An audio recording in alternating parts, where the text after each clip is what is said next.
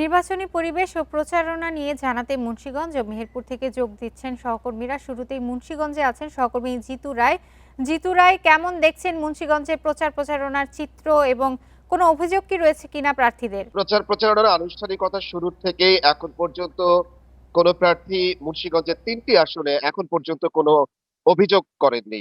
তারা বলছেন নির্বাচন পরিবেশ এখন পর্যন্ত সুষ্ঠু রয়েছে এবং নির্বাচনের এই যে আবহাওয়া, তাদের কাছে নির্বাচনী এই আবহাওয়াটি সুষ্ঠু বলেই তারা বিবেচ্য করছেন।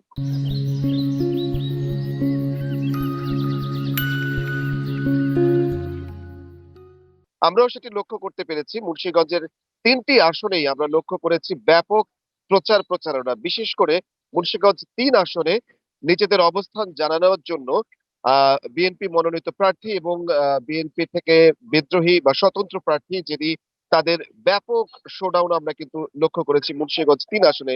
মুন্সিগঞ্জ ৩ আসনকে কেন্দ্র করে কেন কথাটি বলছি?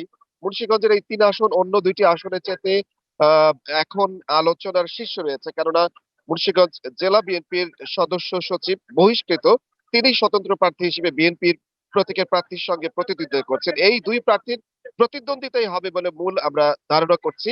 আর এই দুই প্রার্থীর মধ্যেই নিজেদের অবস্থান জানানোর জন্য এখন পর্যন্ত মিটিং, মিছিল এবং বিভিন্ন উঠান বৈঠকের মাধ্যমে তারা কিন্তু নিজেদের অবস্থান জানান দিচ্ছেন। তবে আ কোনো অভিযোগ না থাকলেও ভোট নিজের দিকে নেয়ার জন্য এক প্রার্থী অপর প্রার্থীর বিভিন্ন দিক সম্পর্কে কিন্তু আলোচনা করছেন, যেগুলো কিন্তু আমরা লক্ষ্য করছি বিভিন্ন অনলাইন মাধ্যমে এবং বিভিন্ন জায়গায় কিন্তু সেগুলো আমরা লক্ষ্য করতে পারছি।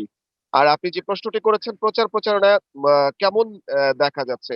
এখন পর্যন্ত প্রচারণা মুন্সিগঞ্জের ৩টি আসনেই ব্যাপক পরিমাণ লক্ষ্য করা যাচ্ছে। তবে প্রার্থীরা এখন বলছেন যে ছোট উঠান বৈঠক এবং বাড়ি গিয়ে ভোট চাওয়া, এই বিষয়টিতে তারা এখন গুরুত্ব দিচ্ছেন।